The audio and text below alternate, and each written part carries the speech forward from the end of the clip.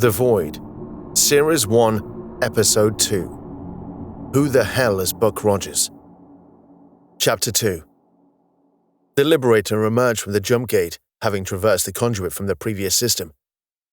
Right, let's see if we can locate this distress signal, Schaefer determined. Doctor? I'm on it, sir. They had been called upon by Republic Command to investigate a distress signal that had been reported in the system. The report had been made by a trade ship that had picked it up, but had lacked the necessary equipment to pinpoint the precise location. The report had been made by a trade ship that had picked it up, but had lacked the necessary equipment to pinpoint the precise area. They'd worked out a general location, but failed to find the ship emitting the signal. They did what they could, eventually admitting defeat, and then called the signal in. As they had been the closest Republic ship with a decent sensor array, they had received the command to investigate.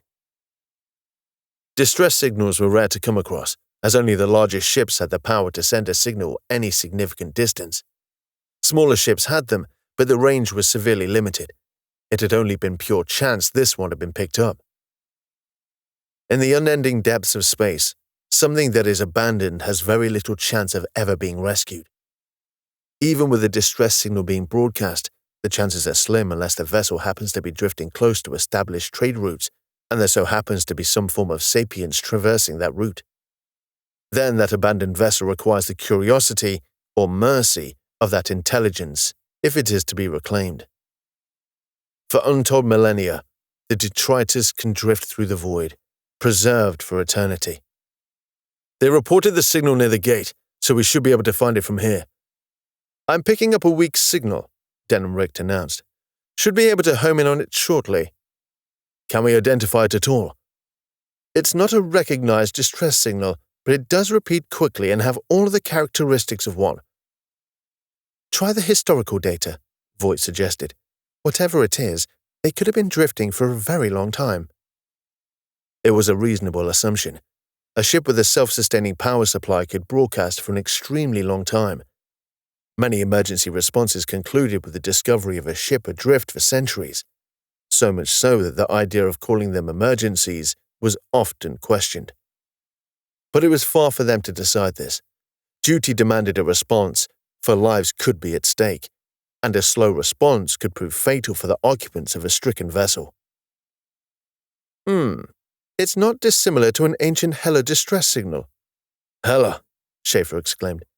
This is a long way from their space. It's not definitively a Hela signal, but it does bear some similarities. Schaefer grunted. Even if it only bore a passing resemblance, he was going to assume it was and respond cautiously. The Hela Corporation was one of the main empires that occupied the tract of space allocated to humanity and could trace its lineage back to old Earth. They were one of the corporations that had led the charge into the void and prospered over time. It had originally been a healthcare provider, but expanded to cover a much broader remit as it grew as an entity.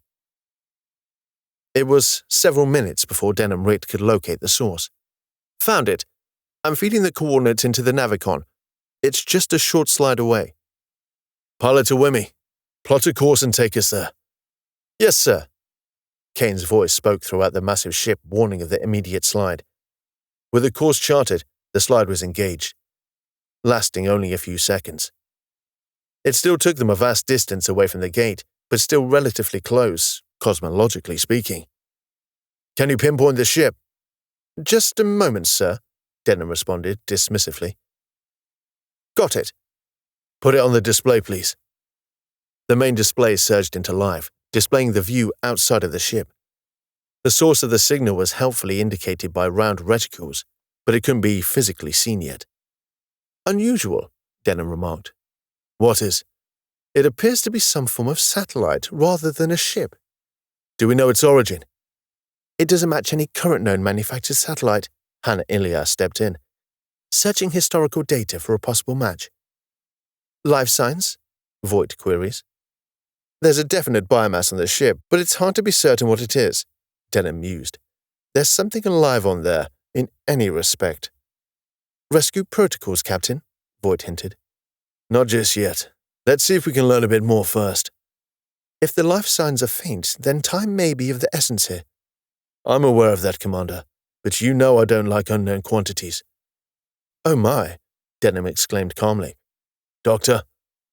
"I've just tried connecting to the satellite network, but," Denham exclaimed, "it's very slow and old. This could be pre-Great Expansion." Denham referred to the period of human history where the corporations started to colonize systems beyond the home system, when the new frontier was opened up, and so began a frenzy of colonization that had been so desperately required by the waning human race. Considering the period that preceded it, the Great Expansion had been a time of wondrous optimism, and the species had started to expand dramatically, from the brink of extinction to being truly prolificate, quickly seeding new systems and settling colonies on many worlds close to old Earth in climate. Even those worlds that were unlivable but had potential had terraforming projects started upon them, with the objective of settling them at certain milestones. It was a golden age for the corporations, where their most expansionist tendencies were unleashed, but it also marked the dissolution of any kind of cooperation between them, and the descent into violent competition as they struggled to grow faster than their competitors. That golden age lasted for a while, but like all golden ages, it was followed by a dark time. "Kane," Voight asked, "any thoughts?" "I'm rifling through my long-term memory now, Commander. The Doctor is correct. This is consistent with technology from before the Great Expansion." "That makes it thousands of years old, potentially," Voight concluded. "Ah, that'll explain the readings," Denham realized as he studied his display. "There are occupants, but they're all in stasis." "So it's a seed ship," Schaefer observed. Seed ships were a common enough sight, back during the Great Expansion. When a world was selected for colonization, a seed ship would be the first visitor, containing everything that was needed to set up a virgin colony. They were usually massive and contained a substantial amount of people. "Not exactly. It's a satellite by nature and not designed for long-distance travel." "What's it doing out here?" "I cannot say, sir." "Do we know for sure if it is a Hela satellite?"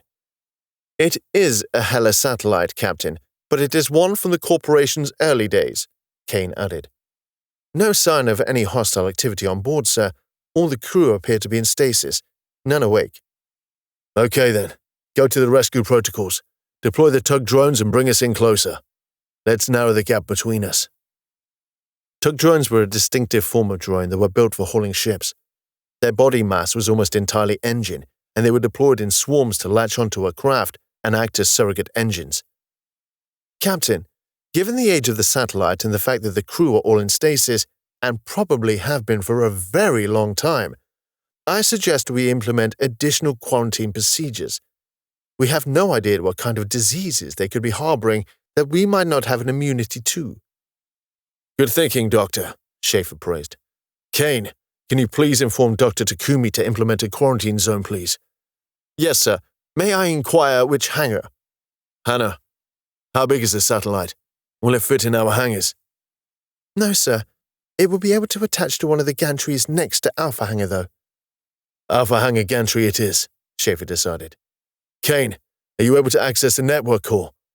"Yes, sir, but the data logs appear to be extensively corrupted, possibly deliberately." "Can you rebuild them?" "Maybe given time. If it was done deliberately, then there might not be anything to recover." "We'll get to it then." The outlines of the satellite can now be made out. It was a large size for a satellite of the period. There were no visible lights at this distance, so the satellite could be in a low power mode. "Quite impressive, really, for a satellite as old as that to still be operational," Voight wondered. "The deeper question here, Commander, is why is it here? Something static of that age should not be wandering in a post-expansion system."